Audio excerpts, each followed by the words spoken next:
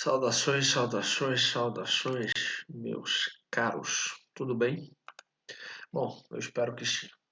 Gente, para a aula de hoje, nós vamos trabalhar 3 capítulos que são capítulos muito curtos, mas que se relacionam entre si. E vão falar sobre adolescência, que vão falar sobre as relações familiares e vão falar sobre essa incerteza presente nas relações, no desenvolvimento de vocês enquanto adolescentes e que acabam gerando, óbvio, os conflitos nas relações humanas, nas relações sociais, nas relações principalmente com seus familiares. Tranquilo? E então a gente vai começar pelo capítulo 19, adolescência, período de amadurecência. Bom, primeiro vocês precisam lembrar que estão passando por transformações diversas. A gente já viu isso no capítulo anterior sobre puberdade. Viram que diversas transformações são comuns nesse uma determinada faixa de idade, que começa ali por volta dos 10, 11 anos e acaba se estendendo até 16, 17, 18, 19 anos. Por esse período de tempo, há transformações físicas, psicológicas, hormonais que vão constituir o corpo de vocês de uma fase de infância para uma transição que vai levá-los então para a vida adulta.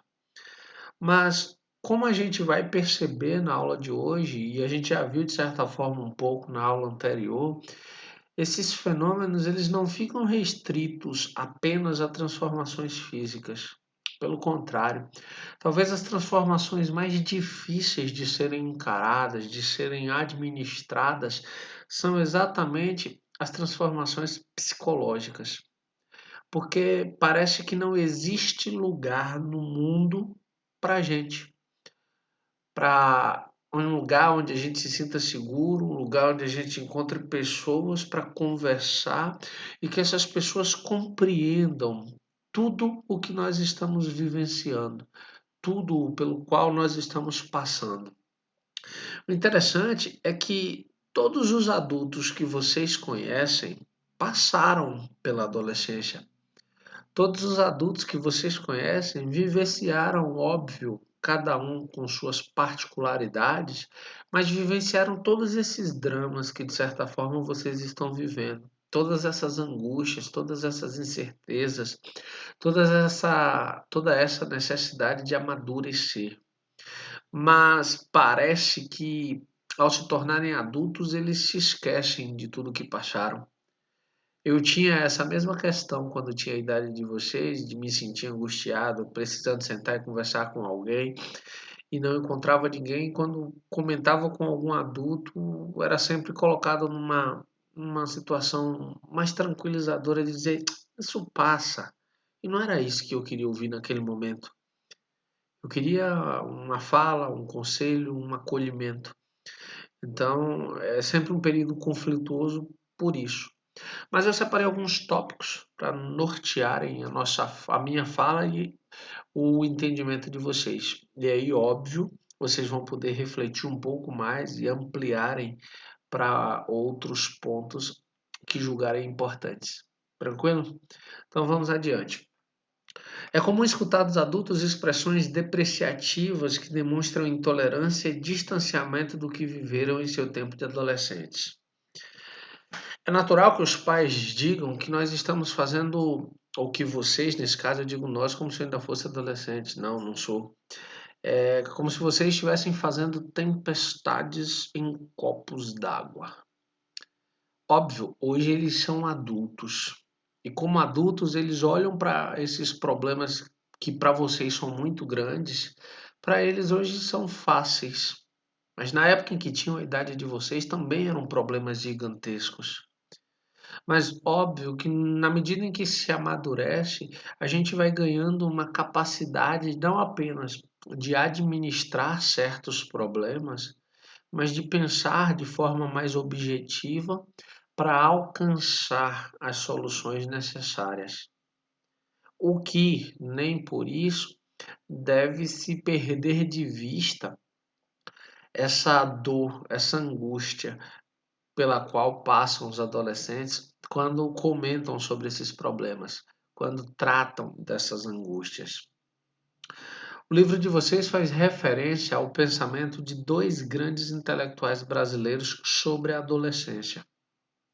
O primeiro deles, Mário Sérgio Cortella, professor da PUC, Pontifícia Universidade Católica, nos convida a pensar a adolescência dentro de um conceito que vocês estudaram lá no 7º ano, com o filósofo Sartre. Desculpa, Sócrates, não Sartre. Sartre é um francês mais contemporâneo. Com Sócrates. Não sei se vocês se recordam do conceito de maiêutica. O conceito de maiêutica está ligado ao conceito de parir, ao conceito de dar à luz. Então, Mário Sérgio Cortella vai nos dizer que o adolescente está grávido dele mesmo. Ou seja, ele está passando por uma transformação tão profunda, tão grande, que ele vai parir de si mesmo um outro ser humano. Isso que ele faz através da metáfora da ideia de parir, ele está dizendo que você vai se reconstruir, vai destruir de certa forma a criança que você é, com todas as fraquezas, com todas as limitações, com todas as inseguranças, e vai dar origem a um outro ser humano, mais preparado, mais equilibrado emocionalmente, mais seguro de si. E como qualquer parto, essa mudança dói. E é natural que em algumas situações você se sinta abandonado, você se sinta sozinho, você se sinta completamente inseguro, às vezes até paralisado. Porque transformar de uma forma tão profunda é incômodo. Já Rubem Alves, pensador brasileiro falecido, já tem um tempo que o Rubem Alves faleceu, ele categorizou a adolescência em dois caminhos, duas possibilidades. Uma ele chamou de adolescência etária. O que seria uma adolescência etária sob o ponto de vista do Rubem Alves? Seria uma passagem normal que todos os seres humanos irão transitar, que é o período em que se sai da infância, em que se vivencia esse boom de coisas durante alguns anos, esse boom de emoções, esse boom de incertezas, todas essas questões. Mas no final da adolescência, você ganha a maturidade que você precisa para seguir na vida adulta. Essa, para Rubem Alves, é a adolescência etária. A outra modalidade que ele conceitua é o que ele chama de adolescência otária. É isso mesmo que você ouviu. Adolescência otária. No sentido bobo, idiota da palavra otário. Por quê? Porque ele vai dizer que é quando o adolescente, na tentativa de fugir dessas angústias naturais ao período, a fim de fugir das incertezas naturais ao período, ele vai buscar soluções fáceis, como as drogas ilícitas, as drogas lícitas, as má influências. E esse tipo de postura, esse tipo de comportamento pode cobrar um preço extremamente alto, que não se encerra na adolescência. Por quê? Porque se um adolescente otário, sob o ponto de vista do Rubem Alves, faz esse tipo de escolha, talvez essas escolhas prejudiquem inclusive a vida adulta desse adolescente. Seja porque ele não se dedicou o suficiente para ter uma profissão decente para ter uma vida boa, seja porque ele cometeu uma infração, sofreu um acidente e veio a óbito, ou seja, morreu. Então, para Rubem Alves, essa adolescência otária é extremamente nociva à continuidade da vida humana. Então, é preciso deixá-la de lado, é preciso se distanciar dela. Mas quando a gente pensa em adolescência, é natural que a gente lembre como um período de incertezas. Nos falta uma espécie de. Deixa eu só conectar a tomada aqui, só um segundo.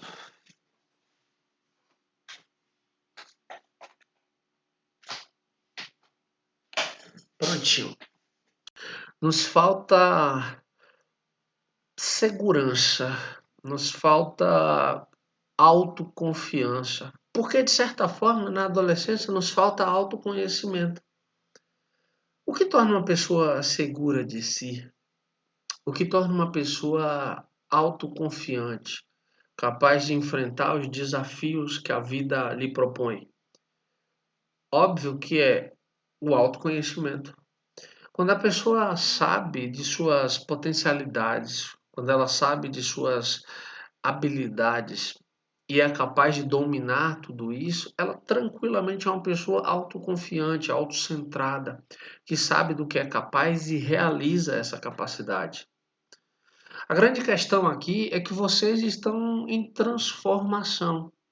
E é natural que, fruto desse processo de transformação, vocês se tornem inseguros, que tenham vergonha de falar em público, que tenham vergonha de falar sobre seus próprios sentimentos, que tenham vergonha de abordar uma outra pessoa e dizer: Olha, eu gosto de você. É natural. E isso vai diminuindo, essa incerteza, essas inseguranças vão diminuindo na medida em que o tempo vai passando. Porque são muitas as informações e as mudanças pelas quais vocês estão passando. Então é natural que isso gere incertezas. Olha o primeiro tópico que eu separei.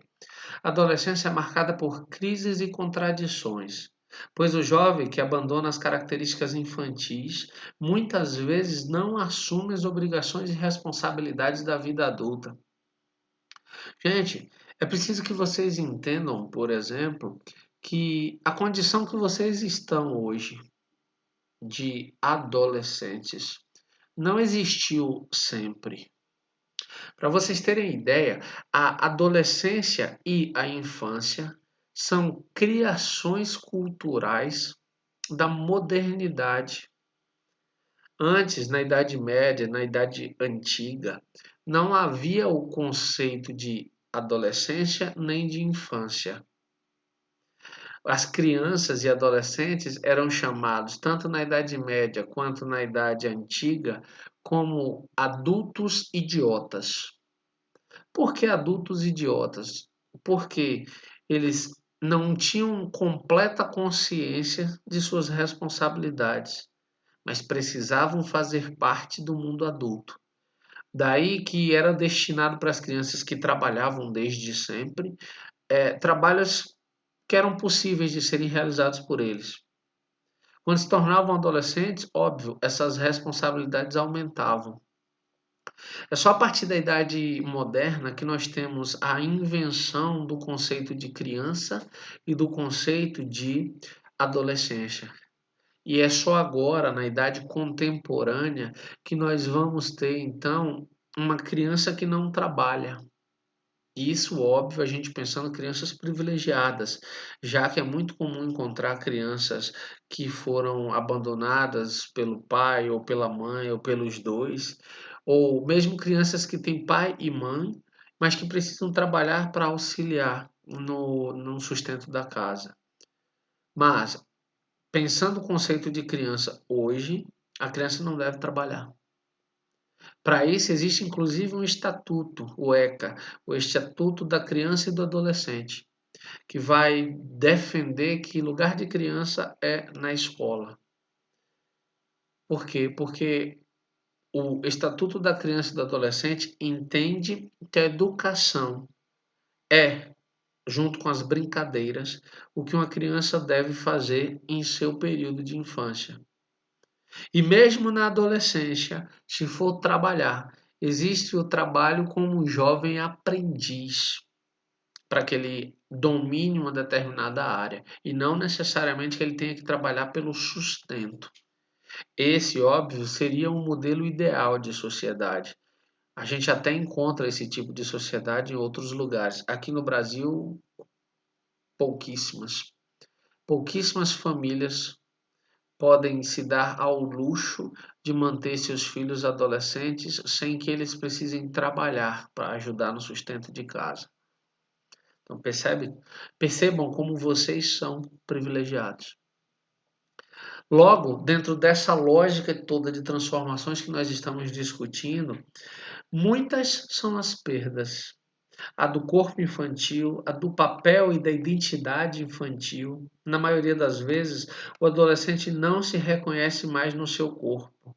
Busca comparar-se com os outros e passa a questionar até sobre sua própria identidade.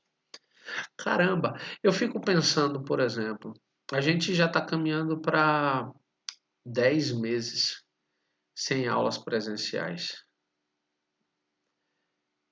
Vocês estão num período em que agora vão se transformar completamente, vão ficar mais altos, os meninos vão engrossar imensamente as vozes, vão começar a nascer os primeiros pelos no rosto. As meninas também passarão por outras transformações diversas. É bem capaz de, quando a gente voltar para as aulas presenciais, nós, professores, a gente se assuste com o quanto vocês cresceram, o quanto vocês mudaram. Os meninos mesmo, a gente estava acostumado a ouvir, chamar com a voz fina, normal de uma criança, e agora quando eles passam por essa transformação, a voz fica extremamente grave, aquela voz grossa, em algumas situações. No meu caso, por exemplo, a minha voz não engrossou tanto, minha voz é uma voz fina, uma voz mais aguda.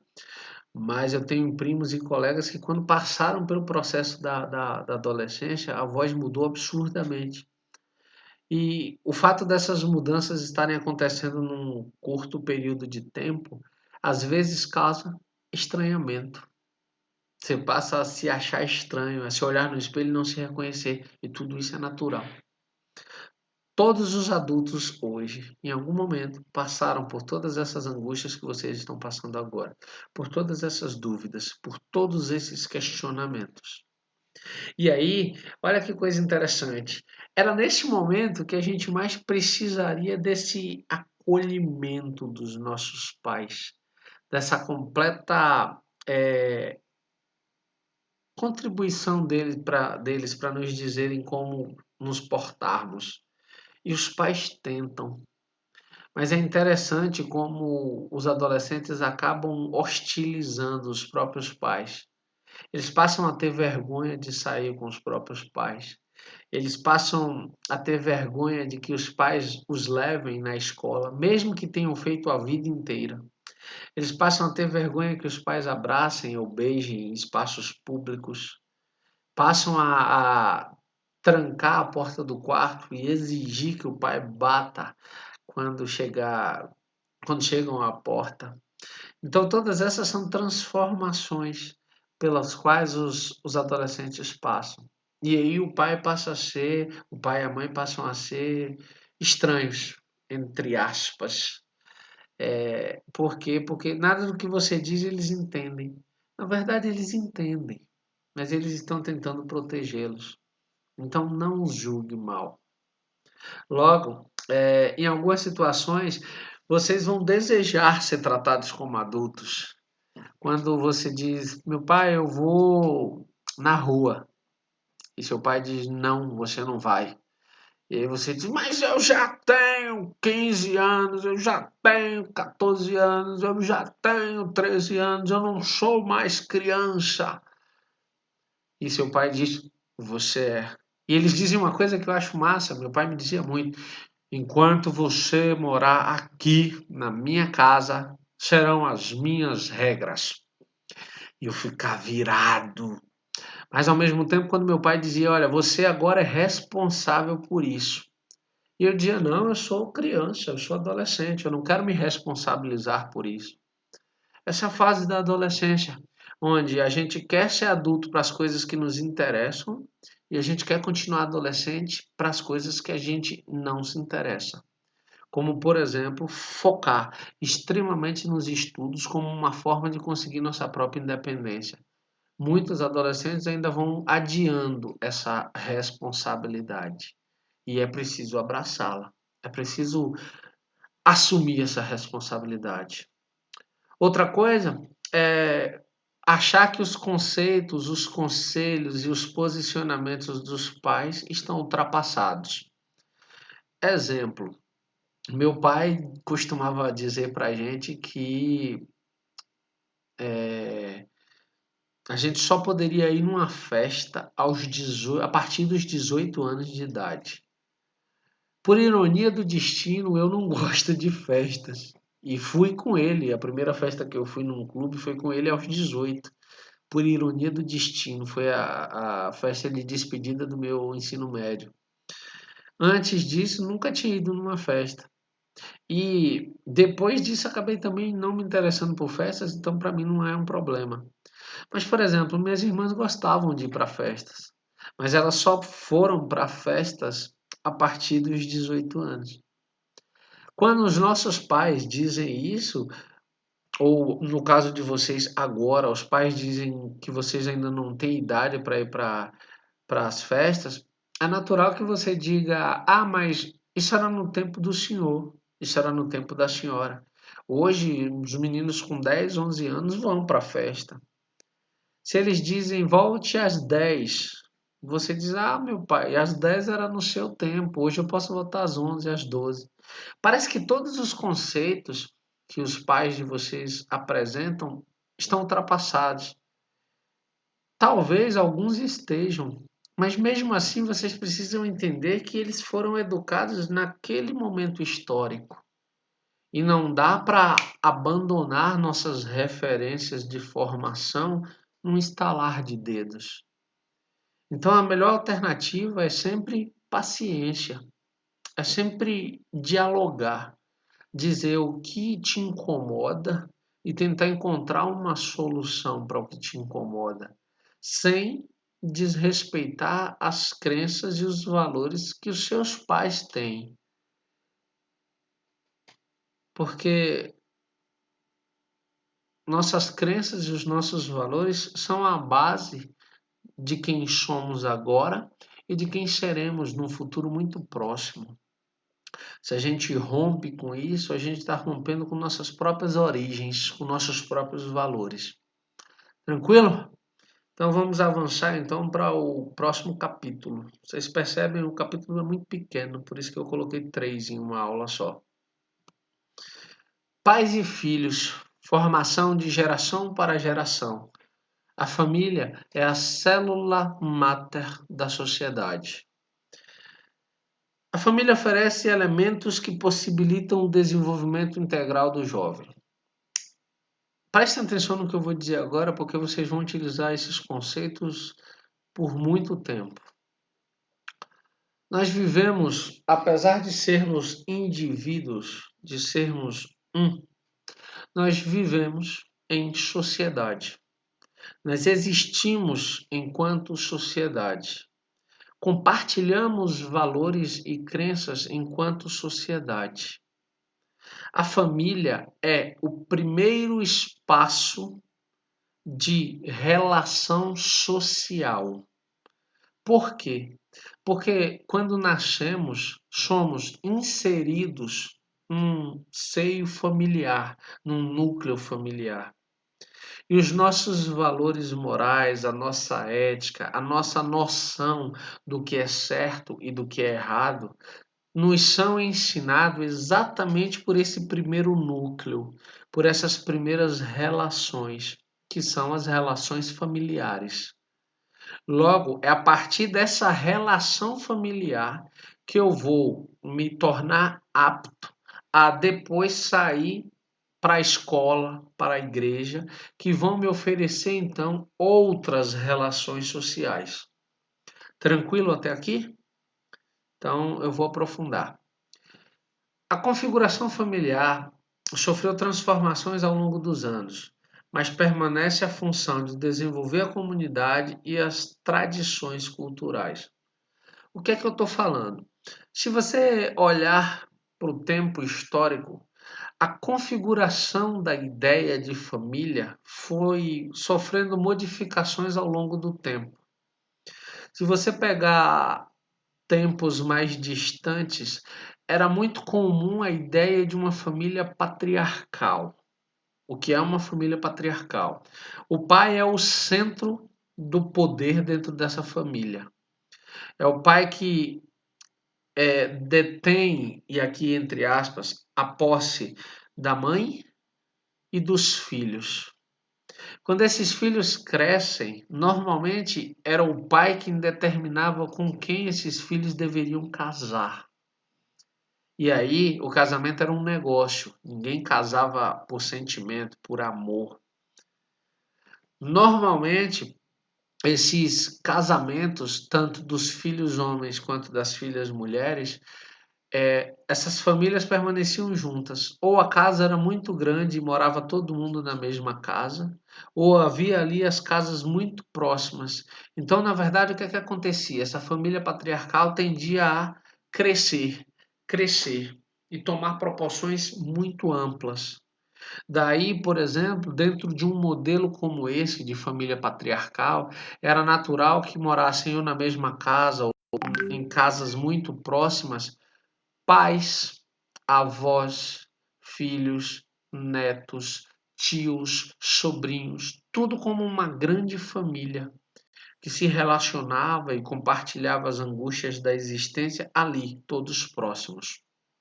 Com o advento, ou seja, com a chegada da Revolução Industrial Inglesa, houve uma mudança da ocupação dos espaços. E as pessoas vão abandonando o campo, ou seja, vão saindo dos espaços rurais e se deslocando para os espaços urbanos, ou seja, para as cidades.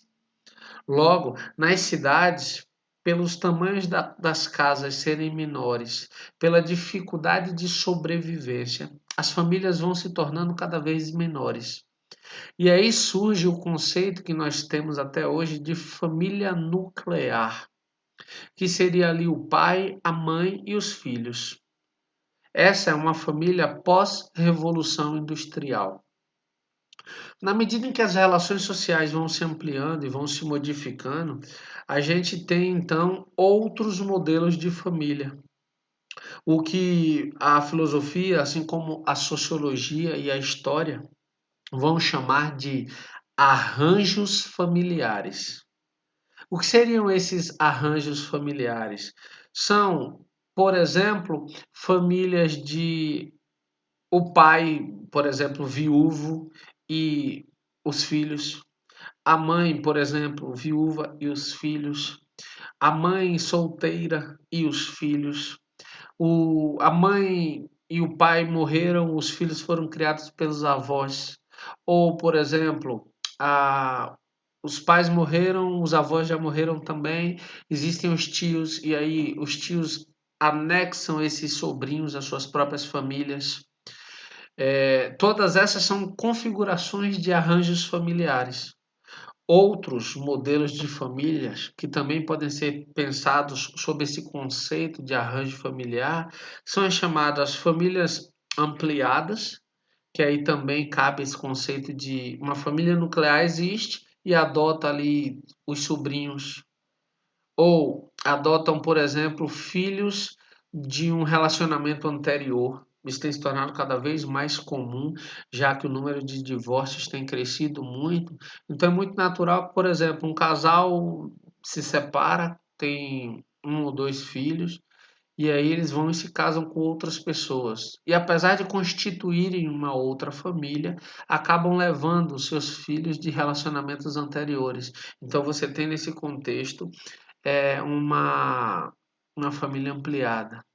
As chamadas famílias recompostas estão também nesse sentido, quando famílias foram desfeitas através de um divórcio, mas reconstituíram, recomeçaram, recompuseram uma outra família, e aí a gente tem a ideia de família recomposta.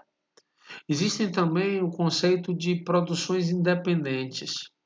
Como a gente tem vivido numa sociedade em permanente transformação, às vezes as pessoas não desejam mais se casar. E aí elas não desejam se casar, mas desejam ter filhos. Então procuram ou através dos métodos naturais, como sempre existiram, ou através de métodos artificiais, ter filhos ou adotar filhos. E aí seria considerado uma produção independente. Além, óbvio, também dessa ideia de famílias monoparentais. Como o próprio termo já diz, mono vem de um, então seria de um parente apenas. Pensar aí nesse conceito de uma inseminação artificial, por exemplo. Às vezes, alguns filhos frutos de uma inseminação artificial vai procurar mais tarde o pai, mas é bem mais difícil, bem mais raro. Por quê? Porque foi feito um negócio com um banco, com uma clínica especializada, e não entre duas pessoas. Tá claro? Deu para compreender todos esses conceitos? Eu espero que sim. Eu convido vocês a responderem as atividades dos capítulos 19, 20 e 21. Se tiverem alguma dúvida, por favor, anotem. Vocês sabem, não necessariamente precisam aguardar a live para tirar dúvidas. Vocês podem me mandar tranquilamente lá um áudio no WhatsApp com a dúvida que você teve, que assim que eu visualizar a mensagem e ouvir o áudio, eu posso tranquilamente responder. Se desejarem aguardar, anotem a dúvida no caderno, porque na live vocês podem tirar. No mais, eu solicito que vocês releiam esses 3 capítulos para compreenderem melhor, para além da aula, além da minha fala. Tranquilo? No mais, eu fico por aqui. Um forte abraço e tchau, tchau, galera.